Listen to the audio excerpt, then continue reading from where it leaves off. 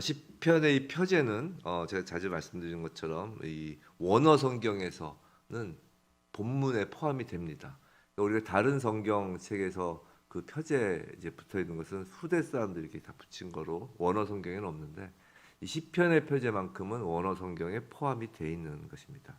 그래서 시편에서 표제는 그 원어 성경에서 1절이 되는 것이고, 근데 오늘처럼 이렇게 길잖아요. 오늘 좀 딴 때보다 표제가 길죠.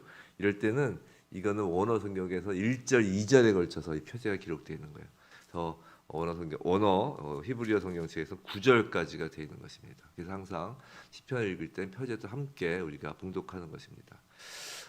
지금 다윗은 매우 억울하고 긴박한 상황이에요. 우리 표제에서 말하는 이 시의 배경을 좀 알아볼 필요가 그래서 있습니다. 이 시는 사무엘상에 나오는 이야기인데, 다윗은 사울의 칼을 피하여 지금 도망하고 그러던 중에 그 그일라 사람들이 블레셋으로부터 침공을 받았다는 소식을 듣습니다. 그일라 사람들이. 그래서 그 얘기를 듣고 그 자기가 도망치는 그 중에서도 그 그일라 사람들을 구하러 블레셋을 이제 그일라 사람들을 구하러 가죠. 주변에 다윗을 따르던 사람들은 모두 반대했습니다. 지금 우리가 지금 죽게 생겼는데, 그렇죠? 오히려 사울에게 발각된다. 그일라에 가면. 근데 그럼에도 불구하고 다윗은 정말 하나님이 자녀를 사랑하는 그 마음으로 그일라 사람들을 구하러 갑니다. 그래서 블레셋으로부터 구원을 하여 주죠. 근데 사울이 이 그일라에 다윗이 있다는 소식을 아니나 다를까 듣습니다. 그래서 다윗을 잡기 위해 그곳으로 오죠. 그럼 당연히 그일라 사람들은 다윗이 자신들을 그 구원하였으니까 보호하여야 함에도 마땅한데 오히려 다윗을 내어주려고 합니다. 그것을 다윗이 미리 알게 돼요. 다윗은 그 사실을 알고 그일라 땅에서 이제 다시 도망을 칩니다. 그래서 십광야의 숲으로 숨어 들어가죠. 이 십은 광야 이름이면서 또 그 광야에서 사는 사람들 뜻하는 것이. 근데 이 십 사람들은 누구냐면 유다 지파로 다윗의 친족들입니다. 그러니까 당연히 다윗을 이제 감추어줄 줄 알죠. 근데 그럼에도 불구하고 그 사람들은, 이 십 사람들은 다윗이 숨어 있는 곳을 사울에게 고자질하는 것이에요. 지금 다윗은 배신에 배신을 겹쳐 당하고 있는 때에 이 시를 짓는 것입니다. 그래서 시편 54편을 배반의 시라고 부르기도 하는 거예요. 다윗이 구원해 주었던 사람들과 또 다윗의 친족들로부터 연거푸 배신을 당하고 목숨이 경각에 달린 상황에서 다윗이 지은 시인 것입니다. 성도 여러분, 사실 이 세상을 살아가면서 가장 힘든 것은 가난이 아닙니다. 가장 힘든 것은 질병도 아니에요.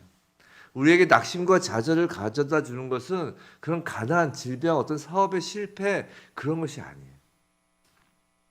우리를 힘들게 하는 것은 주변 사람들입니다. 특히 자신이 믿었던 사람, 가까이에 있는 사람으로부터 배신을 당할 때가 가장 힘들죠.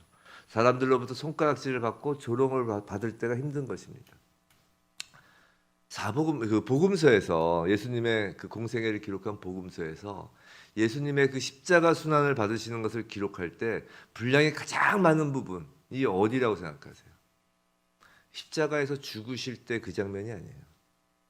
오히려 그 직전까지, 돌아가시기 직전까지 예수께서 겪으셨던 배신과 조롱과 손가락질과 뺨 맞고 침뱉음을 당하는 장면이 가장 길고 자세히 기록되어 있습니다. 가장 힘들다는 것이에요. 근데 예수께서 어떻게 그것을 견디실 수 있었을까요? 그건 오직 하나님만 바라보았기 때문이에요. 예루살렘 성에 입성하실 때 자신을 둘러싼 사람들이 호산나 호산나를 외치며 예수 그리스도를 환호할 때도, 또 바로 그 사람들이 자신을 배신하고 조롱할 때도 그 사람들을 바라보지 않고 오직 하나님 아버지만을 바라보았기 때문에 예수님은 마지막 그 십자가 위까지 오르실 수 있었던 것이에요. 사랑하는 성도 여러분, 믿음이란 무엇일까요? 믿음이란 육신의 눈에 보이지 않는 하나님만을 보는 것이 믿음이에요. 하나님이 눈에 보이면 사실 그건 믿음이 아니죠. 우리가 천국에서 하나님을 보면 그것은 믿음이 아니에요. 사실 천국에서 필요 없는 것 중에 하나가 믿음입니다. 믿음과 소망과 사랑이라고 그러잖아요. 천국에서 필요 없는 게 두 가지가 있는 게 믿음과 소망이에요. 천국에선 사랑만 있는 거지. 그래서 사랑이 가장 크다라고 얘기를 하는 것이죠. 그래서 육신의 눈에 보이지 않는 하나님만을 계속 보는 것이 믿음이에요. 기도라는 것은 우리가 그 보이지 않는 하나님을 보는 것이 기도입니다. 기도란 주변 사람들을 보는 것이 아니에요. 기도란 나의 문제를 보는 것이 아니고 나의 어려움, 나의 실수, 나의 잘못을 보는 것이 아니라 오직 하나님만 보는 것입니다. 그것이 기도 자리예요.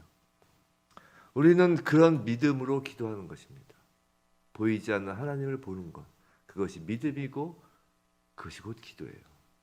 이 아침에 우리가 하나님만 바라보며 시작하였습니다. 기도로 시작하였어요. 우리에게 허락된 이 하루도 오직 하나님만 의지하는 저와 여러분에게 주님의 이름으로 축원합니다. 자, 다윗은 표제의 배경과 같은 상황에서 오직 하나님만을 바라보았어요. 그래서 1절에서 하나님이여 라고 부르는 것입니다.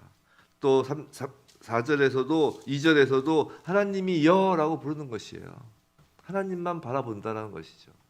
그리고 구원하시고 1절을 보시면 구원하시고 또 변호하시고 또 2절에서는 귀 기울여 주시고 들으시고 이렇게 간구합니다. 구원하시고 변호하여 달라고 간구하죠. 다윗의 이 절체절명의 위기, 또 다윗의 그 억울함, 배신의 억울함에서 건져달라고 구하는 것이에요. 근데 자신의 구원의 이 근거, 이 구원의 근거가 무언가를 보면 주의 이름으로라고 하는 것이에요. 즉 다윗은 구원의 근거를 주의 이름에 두고 있습니다. 여기서 이름이라는 것은 우리가 단순한 호칭만을 의미하는 것이 아니에요. 누구누구야 라고 해서 우리가 호칭만을 의미하는 것이 아니죠. 우리가 누구의 이름을 안다, 누구의 이름을 부른다 라고 할 때는 그저 호칭으로서의 이름을 아는 것을 의미하는 것이 아니죠. 예를 들면 우리가 이순신 장군, 그럼 이순신 장군이란 그 이름을 안다고 합시다. 그럼 우리가 이순신 장군의 생애, 성품, 그가 이룬 업적 등 이순신 장군이란 어떤 이순신 장군이라는 사람의 어떤 것을 우리가 아는 것이죠. 그죠? 그래서 이순신 장군에 대해서 많이 알수록 똑같이 이순신 장군이라는 이름을 부르지만 초등학생이 아는 이순신 장군과 이순신 장군을 전공한 박사가 부르는 이순신 장군의 이름은 의미가 달라지죠. 그죠? 자, 주의 이름이라는 것은 이와 같이 주님의 본질, 주님의 성품, 주님의 속성을 의미하는 것입니다. 전혀 예수를 모르는 사람, 예수를 믿지 않는 사람, 이 어느 날 예수라는 이름을 부른다고 해서 예수를 아는, 예수를 믿는 우리가 예수라는 이름을 부르는 것과 다른 것입니다. 또 주의 힘에 근거하여 1절에서 보시면 주의 힘으로 나를 변호하소서라고 해요.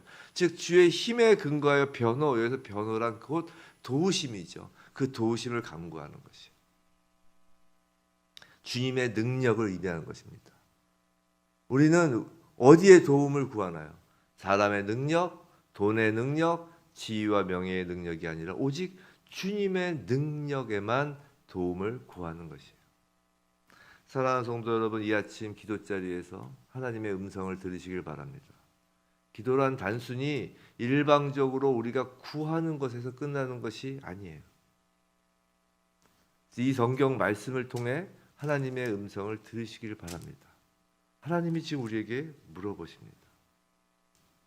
너의 주인이 누구냐라고 말이죠. 너를 구원할 유일한 분이 누구냐라고 말이죠. 너를 변호할 유일한 분이 누구냐라고 이 시간 물으시는 것이에요.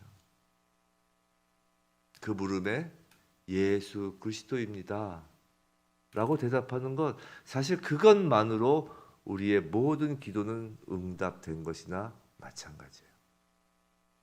왜냐하면 우리의 주님이신 예수 그리스도의 성품, 예수 그리스도의 속성, 예수 그리스도의 능력을 알고 믿기 때문이죠. 그래서 우리는 하나님을 아는 것이 중요합니다. 우리 하나님은 멀리 계신 분이 아니에요. 2절에서 하나님은 우리의 아버지이십니다. 하나님은 우리의 기도를 들으시고 우리의 말에 귀 기울이시는 분이세요. 다윗은 자신의 지금 상황을 3절에서 솔직하게 하나님께 고하죠. 간구합니다. 기도는 솔직하게 하나님께 구하는 것이에요. 하나님 다 아시죠? 라고 아무것도 이야기하지 않는 것이 아닙니다. 아버지는 자녀가 아버지 앞에 와서 다 주절주절 다 쏟아놓기를 원하세요. 아셔도 말입니다. 다윗은 3절에서 자신의 모든 일, 자신을 치고 자신의 생명을 지금 풀숲 속에 숨어 있는 자신을 수색하는 그 포악한 자들을 그대로 고발하는 것입니다. 그리고 셀라라고 합니다. 셀라, 그 다음 음주를 높이라는 것이요. 4절, 이것이 다윗의 결론입니다. 하나님은 나를 돕는 이시며 주께서는 내 생명을 붙들어 주시는 이시니이다. 이것이 다윗의 결론이에요. 하나님에 대한 결론이에요. 우리 주님에 대한 결론입니다. 하나님이 누구신지에 대한 확신을 지금 기도로 올려드리는 것이에요. 하나님은 나를 돕는 이시며 내 생명을 붙들어 주시는 분이심을 지금 노래하는 것이에요. 성도 여러분, 우리의 기도하는 간구는 확신을 전제로 함을 잊지 마셔야 됩니다. 하나님이 누구신지에 대한 확신 말이에요. 그리고 그 확신은 그저 나의 각오가 아닙니다. 인간의 정신승리가 아니라는 것이에요. 메시아입니다 그러면서 정신승리가 아니라는 것입니다. 그것은 진실입니다. 하나님이 누구신지에 대한 것은 진실이에요. 그리고 그 진실을 하나님 앞에 올려드리는 것이 우리의 신앙 고백이고, 하나님은 우리가 하나님이 누구신지에 대한 그 확신을 기도로 말씀드리는 것을 참으로 기뻐하신다는 것을 아셔야 합니다. 우리 하나님을 알아요 라는 이 고백을 너무 좋아하세요. 하나님은. 왜냐하면 그것이야말로 아버지와 자녀가 서로 잘 아는 사이, 친밀한 관계라는 것을 의미하기 때문이죠. 생각해 보세요. 아버지는 자녀를 잘 알아요. 하나님 아버지는 우리를 너무나 잘 알아요. 머리카락 그 숱까지도 세신다고 하잖아요. 너무나 잘 아는데 자녀가 아버지를 전혀 모르고 다른 데 가 있으면, 다른 아저씨를 아버지 부르고 다니면 그건 너무 슬픈 거잖아요. 하나님은 자녀가 아버지 앞에 와서 아버지에 대해서 난 아버지를 이렇게 알아요 라고 이야기해 주는 걸 너무 원하시는 것입니다. 6절 7절, 하나님을 잘 알기에, 그리고 하나님이 우리의 아버지이시고 주님이시기에 다윗은 감사로 하나님께 제사를 드립니다. 낙헌제라는 것은 감사제를 의미해요. 그리고 화목제를 의미하죠. 즉 하나님과 화목된 자는 아직 환난 중에 있다 할지라도 이미 미리 감사할 수 있는 것입니다. 지금 다윗이 낙헌제로 주께 제사하고, 또 7절에서 그 시제를 보게 하셨나이다 라고 과거형을 쓰지만 아직 다윗은 환난 중에 있었어요. 하지만 다윗은 미리 감사할 수 있는 것입니다. 우리도 역시 아무리 지금 상황이 어렵고 힘들어도 다윗처럼 미리 감사할 수 있습니다. 왜 그런 줄 아세요? 그건 우리가 예수 그리스도를 믿기 때문이에요. 반대로 얘기하면 예수 그리스도가 우리 주님이시기 때문입니다. 예수 그리스도가 우리 주님이시면 우리는 미리 감사할 수 있는 것이에요. 왜냐하면 주님의 속성과 품성과 그 능력을 알기 때문이에요. 사랑하는 성도 여러분, 우리 주님만 바라보길 원합니다. 우리 주님의 이름은 예수 그리스도십니다. 그분이 우리의 구원자이시고 그 주님의 능력은 바로 창조의 능력, 유능하신 분이 아니라 전능하신 분이십니다. 주님이 누구신지에 대한 우리의 이 성경을 통한 지식과 우리의 삶을 통한 그 경험을 우리 마음에 가득 담기 원합니다. 주님을 담기 원합니다.